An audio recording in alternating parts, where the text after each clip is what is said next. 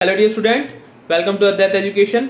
मैं अंकित जैन और मैं इस बार आपके लिए लेके आया हूँ fifth session of question series.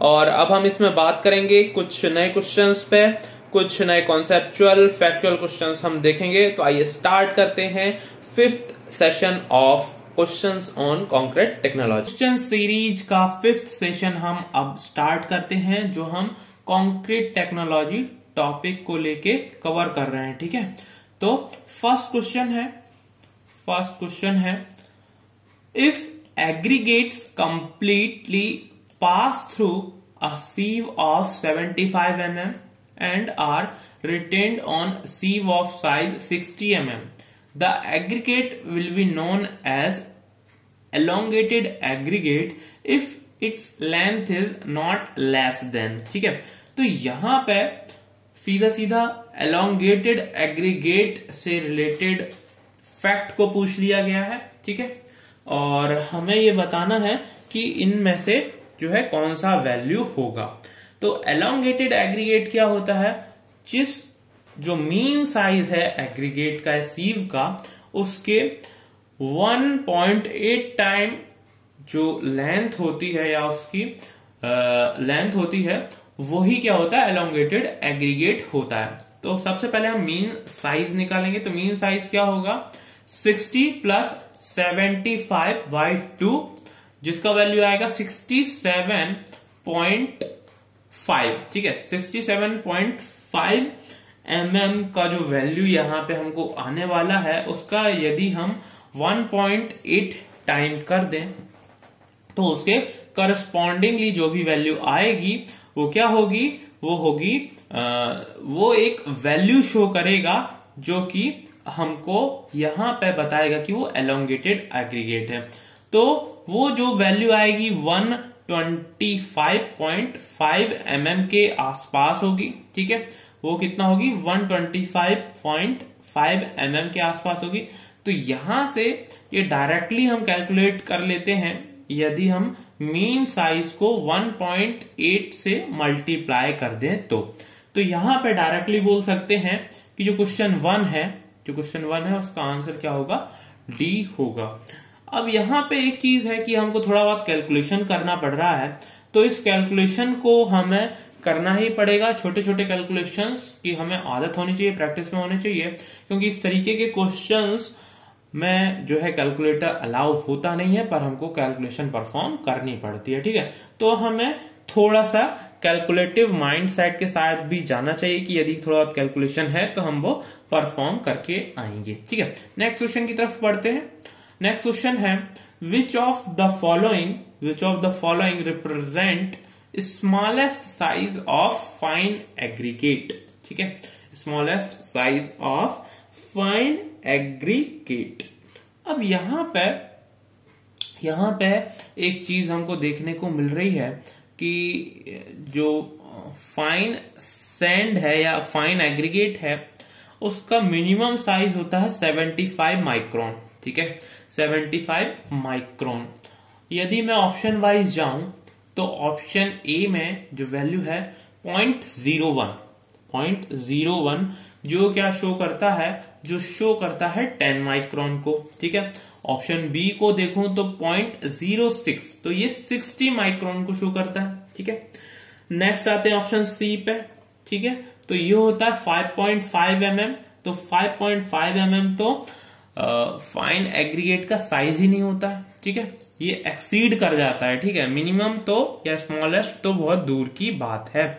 और टू बात करें तो 2 mm भी बहुत ज्यादा बड़ी वैल्यू है। ठीक है, तो यहां पे हम ओवरऑल बोल सकते हैं जो स्मॉलेस्ट साइज है 75 माइक्रोन, और जो ऑप्शन बी है 60 माइक्रोन। ठीक है, 60 माइक्रोन ये एकदम क्लोज वैल्यूज है। तो यहां पे ऑप्शन बी जो है करेक्ट होना चाहिए, ऑप्शन बी का करेक्ट आंसर होना चाहिए। ठीक है, कई बार क्वेश्चंस में ऐसा होता है, हम जो वैल्यूज हैं डायरेक्टली गिवन नहीं होती हैं, और जो उसके पास सबसे पास वाला वैल्यू, क्लोजेस्ट वैल्यू होता है, वो ही हमको एज अ आंसर सिलेक्ट करना होता है। ठीक है ना, तो यहां पे ऑप्शन बी जो है 60 माइक्रोन वो करेक्ट आंसर है। ठीक है, थर्ड क्वेश्चन की तरफ बढ़ते हैं। थर्ड क्वेश्चन है, if aggregate completely passed through a sieve of size 60 mm and retained on 40 mm sieve size, the aggregates will be flaky if its minimum dimension is less than। ठीक है, तो यहां पे हमको फ्लेकी एग्रीगेट के बारे में पूछ लिया गया है। तो फ्लेकी एग्रीगेट हमें पता है 3/5 ऑफ मीन डायमीटर होता है या मीन साइज होता है। तो 60 mm और 40 mm का मीन डायमीटर, मीन जो डायमेंशन है कितना होगा, वो 50 mm होगा। और 50 mm का 3/5 करें तो 30 mm आता है। ठीक है, कितना वैल्यू आता है, 30 mm। तो यहां पे एक कैलकुलेशन तो था, पर वो एक इजी कैलकुलेशन था। ठीक है, तो यहां पे हम इजीली बोल सकते हैं option B is the correct answer of this question. Okay, next question को देखते हैं। अगला क्वेश्चन है, the type of aggregates of some nominal size। ठीक है, the type of aggregate of some nominal size which contains less voids when compacted are। ठीक है, तो यहां पे हमको उन एग्रीगेट्स का बताना है, क्या कहा जाता है, जो लेस वॉइड कंटेन करते हैं। तो हमें पता है कि यदि हम एक सिलेंडर लें, ठीक है, एक सिलेंडर कंसीडर करें, तो उस सिलेंडर में यदि हम स्फेरिकल कुछ एक बॉल्स रखते हैं, तो सबसे कम वॉइड्स उस केस में पॉसिबल होते हैं। ठीक है, तो जो aggregate more close to spherical होंगे, ठीक है, वही क्या होंगे, सबसे कम वॉइड को होल्ड करेंगे। ठीक है, कंटेन्स लेस वॉइड्स। ठीक है, तो यहां पे मैं ऑप्शन वाइज जाऊं तो ऑप्शन ए है राउंडेड स्फेरिकल, ठीक है, ऑप्शन बी है इर्रेगुलर, ऑप्शन सी है फ्लेकी और ऑप्शन डी है नन ऑफ दीज। ठीक है, तो यहां पे जो राउंडेड एग्रीगेट्स हैं, राउंडेड स्फेरिकल एग्रीगेट्स हैं, वो क्या करते हैं, सबसे कम वॉइड्स को होल्ड करते हैं। ठीक है, तो यहां पे हम बोल सकते हैं कि जो ऑप्शन ए है राउंडेड स्फेरिकल, वो है करेक्ट आंसर इस क्वेश्चन का। Option is the correct answer of this question. Okay, option और क्वेश्चन, फिफ्थ क्वेश्चन की तरफ हम प्रोसीड करते हैं। फिफ्थ क्वेश्चन में क्वेश्चन है, pick up the correct statement from the following. तो कुछ स्टेटमेंट गिवन है और इसमें से हमको करेक्ट स्टेटमेंट को क्या करना है, पिक करना है। ठीक है, अब मैं 1 by 1 स्टेटमेंट्स को पढ़ता हूं। ऑप्शन ए है, the percentage of voids in the aggregates after proper compaction is called angularity number. ठीक है, तो परसेंटेज ऑफ वॉइड्स को नहीं कहा जाता। ठीक है, ये एक पर्टिकुलर जो मैक्सिमम वॉइड्स रहते हैं उसमें से कितने कम वॉइड्स हैं, ठीक है, उसको बोला जाता है एंगुलरिटी नंबर। ठीक है, और जो एब्सोल्यूट जो वैल्यू आ रही है उसको नहीं बोला जाता। ठीक है, तो ये ऑप्शन क्या हो जाता है, गलत हो जाता है। ठीक है, ये क्या हो जाता है, गलत हो जाता है। ऑप्शन बी को देखते हैं। ठीक है, ऑप्शन बी है, angular aggregates are superior to rounded aggregates. ठीक है, angular aggregates are superior to rounded aggregates. तो ये सुपीरियर है ऐसा नहीं बोल सकते, क्योंकि एंगुलर एग्रीगेट से एक प्रॉपर्टी सुपीरियर मिलती है तो दूसरी जो प्रॉपर्टी है उसमें इंफीरियोरिटी भी देखने को मिलती है। जैसे जो स्ट्रेंथ है उससे ज्यादा यदि अचीव हो रही है एंगुलर एग्रीगेट से, तो वर्केबिलिटी कम अचीव होती है। तो एब्सोल्यूट टर्म में ये नहीं बोल सकते कि जो एंगुलर एग्रीगेट होते हैं वो सुपीरियर होते हैं राउंडेड एग्रीगेट से। ठीक है, तो ये जो स्टेटमेंट है एब्सोल्यूट वे में ये करेक्ट नहीं है। ठीक है, करेक्ट नहीं है। ऑप्शन सी को देखें, the surface texture depends upon the hardness, grain size, free structure and the structure of rock.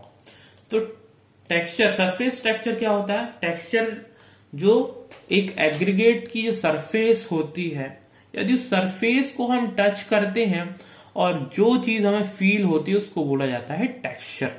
तो यदि अपर सरफेस हार्ड होगी तो हमारा टेक्सचर अलग होगा। तो टेक्सचर सॉफ्ट या हार्ड टेक्सचर हो सकता है, तो हार्डनेस से डिपेंड करेगा सरफेस टेक्सचर। करेक्ट, ठीक है। नेक्स्ट है ग्रेन साइज। यदि ग्रेन साइज बहुत ही छोटा है कि जब हम उसको 2 उंगलियों के बीच में उठाते हैं तो बहुत सारे पार्टिकल्स हमारे उंगली के बीच में महसूस होते हैं, ठीक है, तो टेक्सचर अलग शो होगा, ठीक है, तो ये भी सही है। थर्ड है फ्री स्ट्रक्चर, ठीक है। यदि उसका फ्री स्ट्रक्चर जो ग्रैनुलर स्ट्रक्चर है वो क्रिस्टलाइन है, अमॉर्फस है, उसके कारण भी जो उसका टेक्सचर चेंज होगा। और यदि रॉक, पेरेंट रॉक जिससे वो बना है, उसका टेक्सचर डिफरेंट है तो उसके कारण भी उसका सरफेस टेक्सचर जो है अलग होने वाला है। तो हम यहाँ पे बोल सकते हैं कि जो ऑप्शन ए है, ऑप्शन बी है, वो एक इनकरेक्ट स्टेटमेंट है, बट जो ऑप्शन सी है वो एकदम करेक्ट स्टेटमेंट है, ठीक है। So option C is the correct answer of this question, ठीक है। अगले क्वेश्चन की तरफ हम प्रोसीड करते हैं। अगला क्वेश्चन है स्पॉट द ऑड स्टेटमेंट, ठीक है। तो हमें इसमें अब ऑड स्टेटमेंट बताना है। तो ऐसा पॉसिबल हो सकता है कि एक जो स्टेटमेंट है किसी पर्टिकुलर पैरामीटर या पर्टिकुलर प्रॉपर्टी को नहीं बताता होगा, ठीक है। तो हम देखेंगे कि ये कौन सा स्टेटमेंट है, ठीक है। देखते हैं। फर्स्ट जो ऑप्शन है वो राउंडेड एग्रीगेट है, ठीक है। ऑप्शन बी है इरेगुलर और पार्टली राउंडेड एग्रीगेट, ठीक है। ऑप्शन सी है एंगुलर फ्लेकी एग्रीगेट और डी है सिंगल साइज एग्रीगेट, ठीक है, सिंगल साइज एग्रीगेट। तो यहां पर ऑप्शन ए और बी जो है किसी ना किसी वे से राउंडेड एग्रीगेट को शो कर रहे हैं, ठीक है, किसी ना किसी वे में राउंडेड एग्रीगेट के बारे में बोल रहे हैं, ठीक। अब यहां पे ये तो हम क्लियरली बोल सकते हैं कि राउंडेड एग्रीगेट और angular flaky aggregate just opposite तो नहीं पर पार्ट अपोल चीज होती है, ठीक है। एक दूसरे पोल पे है तो दूसरी चीज दूसरे पोल पे है, जो इसका यूसेज होता है कंक्रीट के अंदर, उस बेसिस पे यदि हम बात करें तो, ठीक है। तो ये तो हम बोल सकते हैं कि ऑप्शन ए और ऑप्शन बी जो है यहाँ पे एकदम से सेम है और ऑप्शन सी उससे काफी अलग है। अब हम बात करते हैं ऑप्शन डी को लेके, सिंगल साइज एग्रीगेट।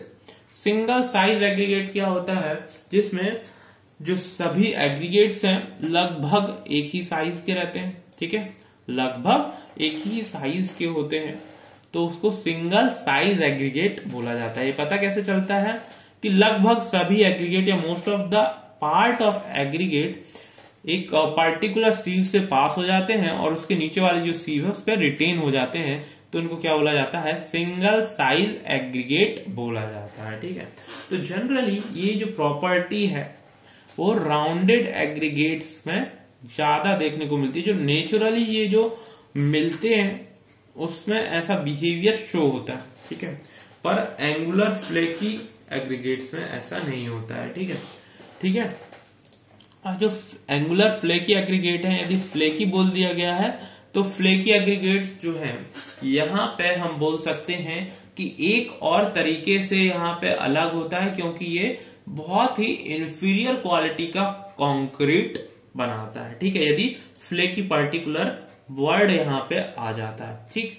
और बाकी तीनों टाइप के एग्रीगेट हैं, ये जो एग्रीगेट हैं ये वर्केबिलिटी भी बेटर शो करते हैं, स्ट्रेंथ भी बेटर शो करते हैं, और एंगुलर फ्लेकी एग्रीगेट जो है इन सब में उस टर्म में सबसे ज्यादा इंफीरियर होता है, सबसे ज्यादा अलग होता है, ठीक है। तो यहां पे हम बोल सकते हैं कि जो ऑड स्टेटमेंट है वो ऑप्शन सी ही हो सकता है। ठीक है, ऑप्शन सी ही हो सकता है। तो option C is the correct answer of this question. ठीक है ना, option C is the correct answer of this question.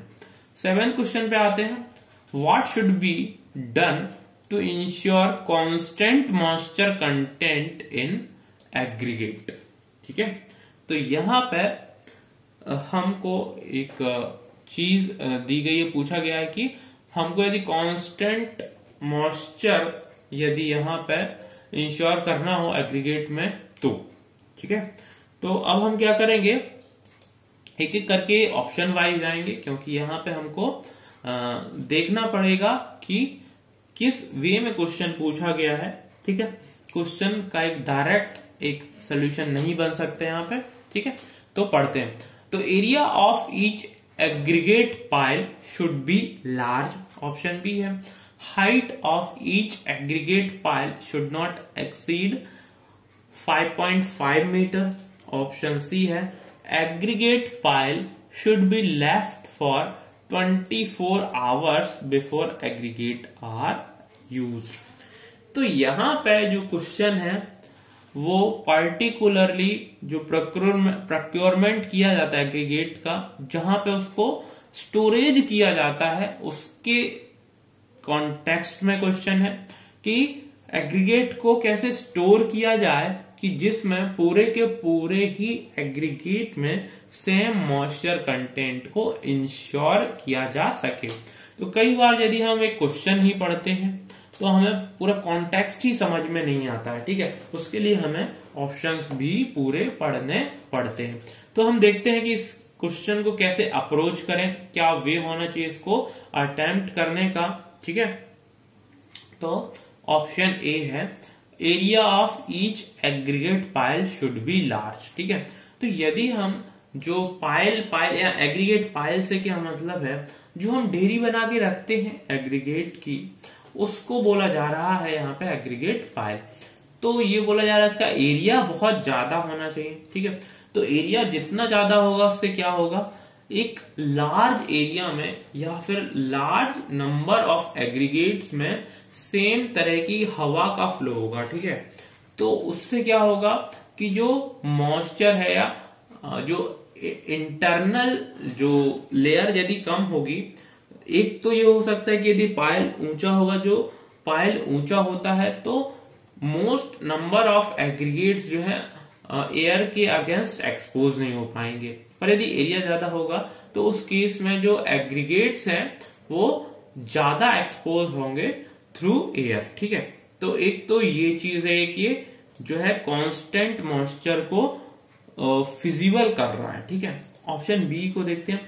Height of each aggregate pile should not exceed 5.5 metres. ठीक है, तो अब यहां पे देखें तो ये एक फैक्चुअल क्वेश्चन आ गया है और इसके लिए हमें एक पर्टिकुलरली कोड को रेफर करना होगा, तभी हम इसके बारे में कुछ बोल सकते हैं। ठीक है, ऑप्शन सी को भी एक बार पढ़ते हैं।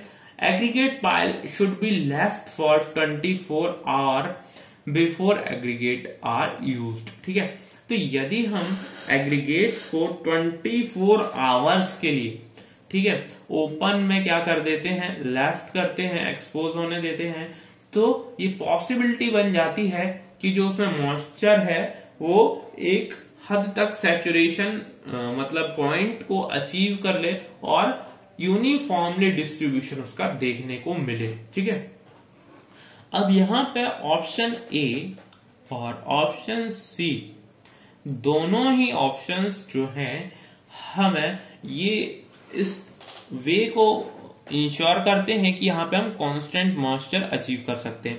पर जो ऑप्शन बी है वो एक फैक्चुअल वैल्यू है और ये हमें एक कोड से ही पता करनी होगी। पर यहाँ पे हम यदि बहुत ज्यादा इंश्योर है ऑप्शन ए और सी को लेके, तो हम यहाँ पे ऑप्शन डी पे लगा सकते हैं, क्योंकि option D all of these है। और तो अब मैं आपको बता देता हूं कि ये ऑप्शन बी जो है वो एकदम करेक्ट ऑप्शन है। ठीक है, और इस तरीके से हम बोल सकते हैं कि तीनों ही ऑप्शन जो है यहाँ पे करेक्ट है और ऑप्शन डी यहाँ पे सही आंसर होने वाला है। So option D is the correct answer of this question. ठीक है, अगले क्वेश्चन की तरफ प्रोसीड करते हैं। अगला क्वेश्चन है which of the following is the correct percentage of maximum moisture content based in sand where change in volume is maximum. ठीक है, तो यहाँ पे अब हम एक जनरल टर्म में बात कर रहे हैं। यहाँ पे हम केवल सैंड को लेके बात कर रहे हैं, ना कि फाइन सैंड, मीडियम सैंड और एक कोर्स सैंड को लेके बात कर रहे हैं। तो ये हमें पता है कि बल्किंग ऑफ फिनोमिना है जो कि मैक्सिमम कब होता है, 5% पे होता है। तो option is the correct answer of this question. ठीक है, option is the correct answer of this question. तो अब हम फर्दर प्रोसीड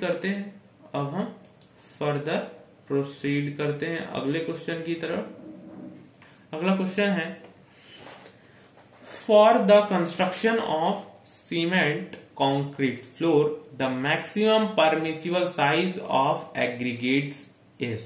ठीक है, तो यदि हम फ्लोर बना रहे हैं, यदि हम फ्लोर का कंस्ट्रक्शन कर रहे हैं, तो हमें पता है फ्लोर की थिकनेस जो है वो बहुत ज्यादा नहीं होती है। ठीक है, और हमें इसमें एक सुपीरियर जो है क्वालिटीज चाहिए होती हैं और अपीयरेंस बहुत अच्छा होना चाहिए। ठीक है, क्योंकि हम इसको एज अ फ्लोर यूज कर रहे हैं, तो इस चीज का हम ध्यान रखते हैं कि यहाँ पे जो कोर्स एग्रीगेट यूज हो रहे हैं वो ज्यादा बड़े ना हो।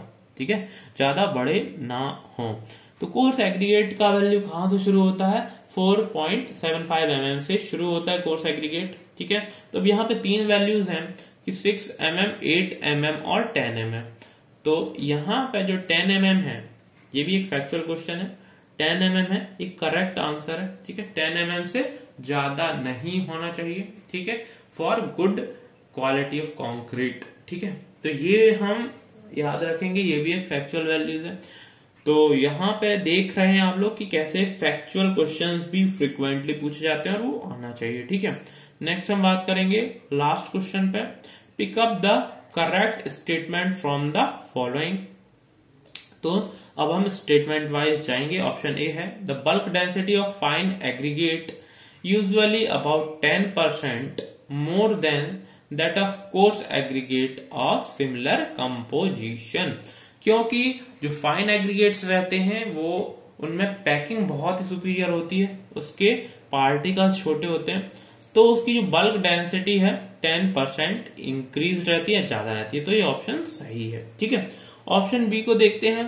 The specific gravity of aggregate is important for determination of moisture content. ठीक है, तो यदि हमें स्पेसिफिक ग्रेविटी पता होगी तो जो कैलकुलेशन होता है मॉइस्चर कंटेंट का, उसमें हम एक फिजिबिलिटी मिलती है और जो एक स्टेप है उसके थ्रू हम इसको निकाल भी सकते हैं, डिटर्मिनेशन ऑफ मॉइस्चर कंटेंट। ठीक है, तो ये एक उसका पार्ट होता है।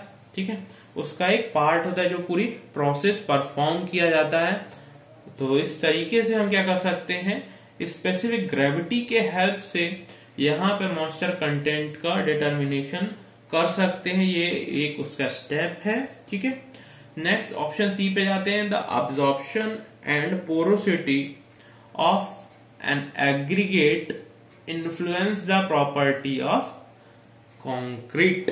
ठीक है, तो यहाँ पे यदि एग्रीगेट जो है पोरस है तो उनका वेट कम होगा।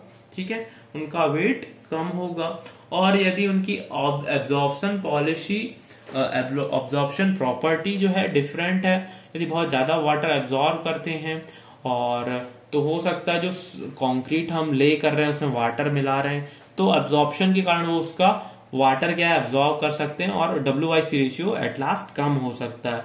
तो ये कंक्रीट की प्रॉपर्टी को क्या कर सकते हैं, एक सिग्निफिकेंट वे में इन्फ्लुएंस कर सकते हैं। तो तीनों ही ऑप्शन सही हैं। तो ओवरऑल हम बोल सकते हैं option D is the correct answer of this question. तो एट लास्ट मैं ये जो सेशन है 5th session of question series related to concrete technology, यहीं पे ही कंप्लीट होता है। और मैं इसी तरीके से आप लोगों के लिए और भी अच्छे अच्छे कॉन्सेप्चुअल फैक्चुअल क्वेश्चन लेके आता रहूंगा। किस वे में हमें प्रोसीड करना है, कैसे अटेम्प्ट करना है, इस पे हम डिस्कशन करते रहेंगे। तो गुड लक, गुड बाय।